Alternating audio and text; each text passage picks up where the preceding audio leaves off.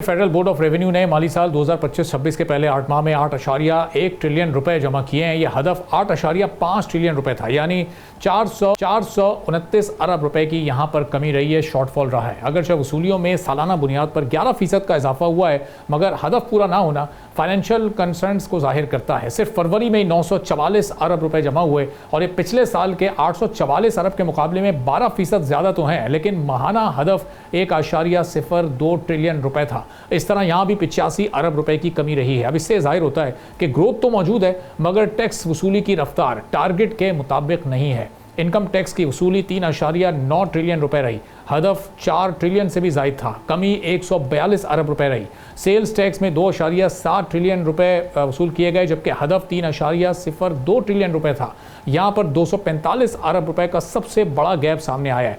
Customs duty 850 अरब रुपए जमा की गई, जो टारगेट से 48 अरब रुपए कम रही है। सिर्फ फेडरल एक्साइज ड्यूटी ने 532 अरब के साथ 526 अरब के टारगेट को अबूर किया। बाकी तमाम जगहों पर आप एक गैप देख रहे हैं, एक कमी देख रहे हैं। अब स्टैटिस्टिक्स से बताते हैं कि असल मसला सेल्स टैक्स की सुस्त रफ्तार है। मुल्क की खपत और इंपोर्ट सरगर्मी कमज़ोर हैं। इसके साथ कुछ टैक्स छूट और फिर सुपर टैक्स की मअतली से भी टैक्स कलेक्शन के टारगेट हासिल करने में मुश्किलात पेश आई हैं। इन तमाम फैक्टर्स को देखते हुए IMF पहले ही सालाना टारगेट में 150 अरब रुपए की कमी कर चुका है।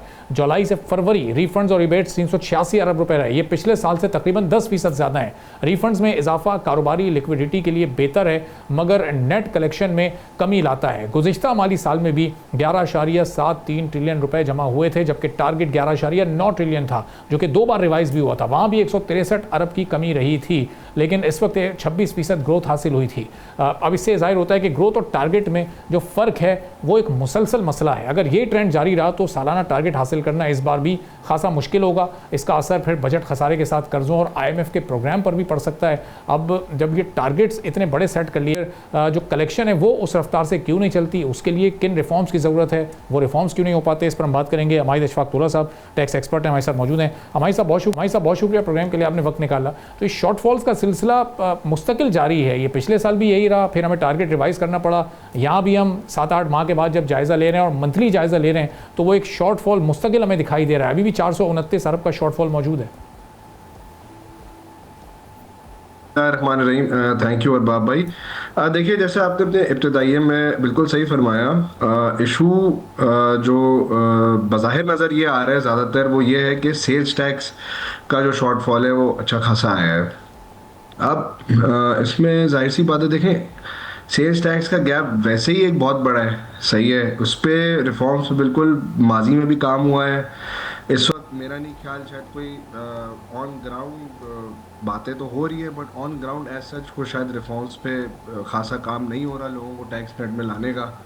हम बिल्कुल अखबार में सुनते तो रहते हैं कि जी ये मेजर इम्प्लीमेंट हो रहा है, वो SRO निकल रहा है, लेकिन उससे performance speaks louder than words. तो मुझे शॉर्टफॉल देखते हुए ये नज़र नहीं आ रहा कि कोई खासा काम हो रहा है रिफॉर्म्स की तरफ। दूसरी इसकी इंटरप्रिटेशन ये है कि हमारी इकॉनमी जो है वो थोड़ी सी इस वक्त जो है स्लो डाउन हुई हुई है। डोमेस्टिक इकॉनमी अगर मैं बोलूँ तो उस वजह से शायद सेल्स टैक्स की जो ये टारगेट एम्बिशियस टारगेट था, ये जो चाह रहे थे, वो अभी तक शायद अचीव नहीं कर पाए हैं।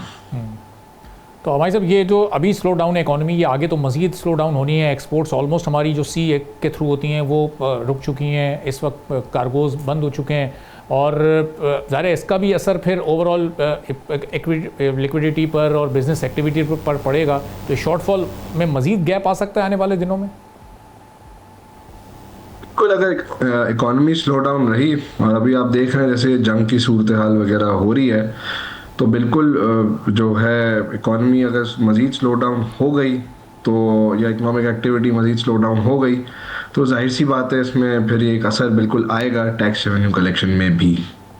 सही। और लास्ट ईयर हमने देखा था कि जो हमारा टारगेट था उसमें कोई 2000 अरब का इजाफा किया गया था। तो ये क्या सोच कर किया गया था जब हमने टैक्स नेट को उस मुनासबत से नहीं बढ़ाया, कोई रिफॉर्म्स हमने ऐसे नहीं किए? ये ह्यूज टारगेट, इसको हम कैसे अचीव कर सकते थे? और 8 माह बाद आज हम 450 अरब की दूरी पर खड़े हैं उससे। फिर देखिए, मैं हमेशा ये कहता हूँ कि टारगेट जो है वो रीज़नेबल होना चाहिए। असल में हर साल जो है IMF के प्रोग्राम में हम होते हैं तकरीबन, और क्योंकि जाहिर सी बात है, आप एक बिल्कुल आईएमएफ की प्रोग्राम में उनकी अपनी शराइत हैं, तो उसके मुताबिक आप रेवेन्यू टारगेट्स जब सेट करते हैं तो जाहिर सी बात है, देखें ऑन ग्राउंड तो हमारी डोमेस्टिक टीम होती है ना, उनको पता होता है कि इकोनॉमी की बॉयंसी क्या है, इकोनॉमिक एक्टिविटी किस तरीके से चल रही है, टैक्स नेट जो है किस सेक्टर में डेड वेट लॉस क्रिएट होने जा रहा है, वगैरह वगैरह बहुत से फैक्टर्स और वेक्टर्स होते हैं। तो हम टारगेट तो बिल्कुल सेट कर लेते हैं, फिर जो है डाउनवर्ड रिवाइज भी हो जाते हैं, उसको भी हम मीट नहीं कर पाते। तो I believe on ground reality जो है वो मुख्तलिफ होती है उससे जो हम जो है टारगेट सेट करते हैं। इसमें सर देखें, बात यह है कि अच्छा ये क्या हमें ये मद्देनज़र भी रखना होगा कि जो ये इनकम टैक्स की कलेक्शन है, इसमें सुपर टैक्स का जो 4B और 4C की कलेक्शन है उसमें वो भी शुरू हो चुकी है, उसके बावजूद ये शॉर्टफॉल आया है। अच्छा। इनकम टैक्स की अगर मैं बात करूं तो हमें ये भी ज़रा सोचना पड़ेगा कि जो है वो तो चलें ठीक है, माजी की एक लिटिगेशन थी, उस पर जो है जो भी फैसला आया अदालतों का टैक्स पेयर के कुछ खिलाफ आया, तो उस वजह से अब जो डिमांड नोटिस क्रिएट हो रहे हैं और रिकवरीज हो रही हैं, तो ये उसका भी टैक्स फैक्टर इन हुआ है। तो हमें ये सोचना पड़ेगा कि ठीक है चले, सुपर टैक्स तो जब इनिशियली आया था 2015-16 में, तो ये तो एक एड हॉक मेजर था जिसको फिर मजबूरन कंटिन्यू रखना पड़ा था उस वक्त की सिक्योरिटी सिचुएशन देखने के लिए मद्देनज़र रखते हुए। तो ये बाद में जब 2022 में दोबारा लागू हुआ, 22 से लेके अभी तक चलता हुआ आ रहा है, तो सर इस तरीके के मेजर्स हमें ख़त्म करने पड़ेंगे जो कि हमारी डोमेस्टिक इकोनॉमी को बिल्कुल जकड़ के रख देते हैं और मार देते हैं हमारी डोमेस्टिक इकोनॉमी को। क्योंकि सर आप खुद बताएं ना, जो एक बंदा इतने सुपर डैम में थोड़ी सी टेक्निकल बात कर दूंगा at the expense of bit of confusion may be, but ये है कि देखिए अब सुपर टैक्स में अब जो हमारे बेनिफिट्स अदरवाइज होते हैं टैक्स पेयर के लिए, अगर माजी साल में कोई मेरा लॉस है, मैं कैरी फॉरवर्ड करता हूँ, उसका बेनिफिट मुझे मिलता है, मैं उसको अपनी इनकम के अगेंस्ट इस साल के एडजस्ट कर सकता हूँ। सुपर टैक्स में आपने उसको ख़त्म कर दिया। डिविडेंड इनकम जो होती है जिसपे 15%, मैं बहुत बेसिक सी मिसाल ले रहा हूँ, 100 रुपये का डिविडेंड आया, 15 रुपये उस पर टैक्स विदोल्ड होके 85 रुपये मेरे अकाउंट में आ गया, सरकार ने फिर सुपर टैक्स उस पर लगा के उसको फिर दोबारा टैक्स कर दिया।